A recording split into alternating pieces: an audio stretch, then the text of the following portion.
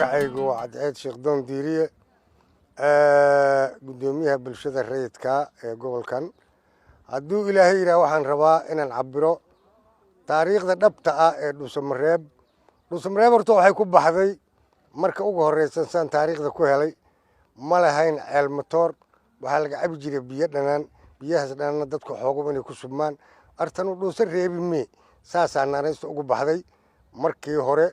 kadibna Dhuusamareeb dusma aa loo bixiyey, sidaasay ku dambeysay. gobolkani waxa u dhaxeeyaa horta marka ugu horeysa wuxuu curad ku yahay gobolada dhexe bartamahooda. marka la yiraa inta gobolada dhexe la isku yiraa waa bartamaha waa Ricirti. marka la yiraa gobolka Galgaduudna deegaan ahaan waxaa loogu bixiyey sida ciidiisu isu saaran tahay midda guduudka iyo midda adag ee dooxada ee ballida leh. sidaas daraaddeed waxuu hodan ku yahay lagu yaqaan xoolaha iyo dad wanaagga. sidaas daraaddeed beero weyn male, xeeb male, bad male, haddana dadkeeda IDPsna looma oodo, xerana looma oodo, mana tuugsadaan. waa dad adag oo nayjaraalkoodu ka soo jeedo si dhab ah, dhaqan wanaagsan iyo asluub iyo dal jacayl.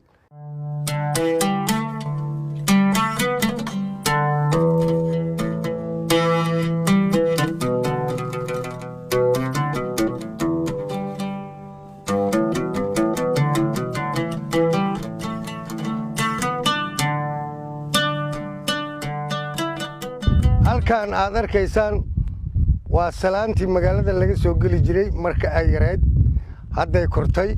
tii kale waxay ka soo jeeday dhinacayga bari oo halkan iga xigta.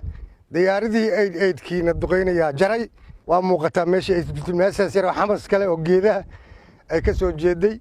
sidaas daraaddeed waxa istiri waa qoryo ku difaacaya. magaaladu hadday kortay maahe soo gelitaankii salaanta weeye oo aad arkaysid in xabadda ay dhaqan tahay, da'na noqotay. tii kalena diyaaradaasaa goysay.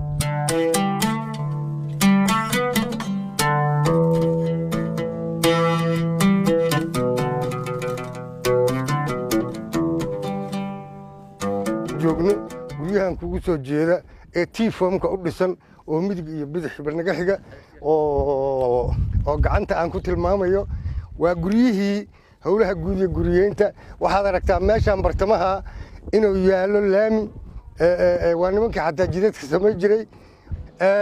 waxaan hubaa in aan iridaan ka soo geli jiray dhowr goor aniga oo gaarigay gacanta ku wata, maadaama hay-adaha iyo ay isku xiraayeen bulshada rayidka ah. sidaas daraaddeed waxaan hadda u soo boqoolayaa iriddii aan ka soo bixi jiray ayadoo ganjeel leh. maanta se aad moodo xoogow inay basaasan tahay. ilaahay idankii gurigan haddaan gacanta ku taagaa waa gobolkii, waa meeshii xaruntan magaalo madaxda oo laga xukumi jiray iyo degmooyinka oo dhan. meesha xigtaa waa baqaarkii kaydka gobolka, meesha xigtaa waa dibishinkii ama waa taliyihii qaybta booliiska. inta waxaa ka sii xiga daadega qaybtii 21aad caarada 22 hoos ka sii xigta daadega. halkan aad arkaysidoo kaabadda oo hortaada waxaa saaraan jiray, maadaama aan lahayn xuduud, nimankaa ragga oo xataa balanbal ay mar noo soo fariisteen kaara ku jeeda laakiin aan dagaalamin, balse tusitaan cadowga ah ka sii jeedi jiray. insha allah dhinaca kalena waa saaraa, waatan hadda labaajada laga samaystay.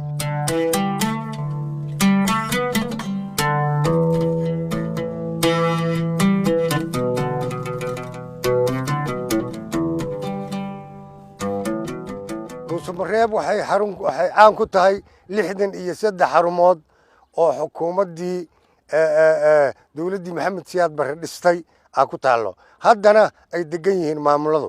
gobolkani waxuu ku hodan yahay macdanta, dhinac walbay uga hareeraysan tahay. GPS-kii laga qaaday xilliyaashii cuslaay waa yaallaan kalandar ahaan iyo maqal ahaanba.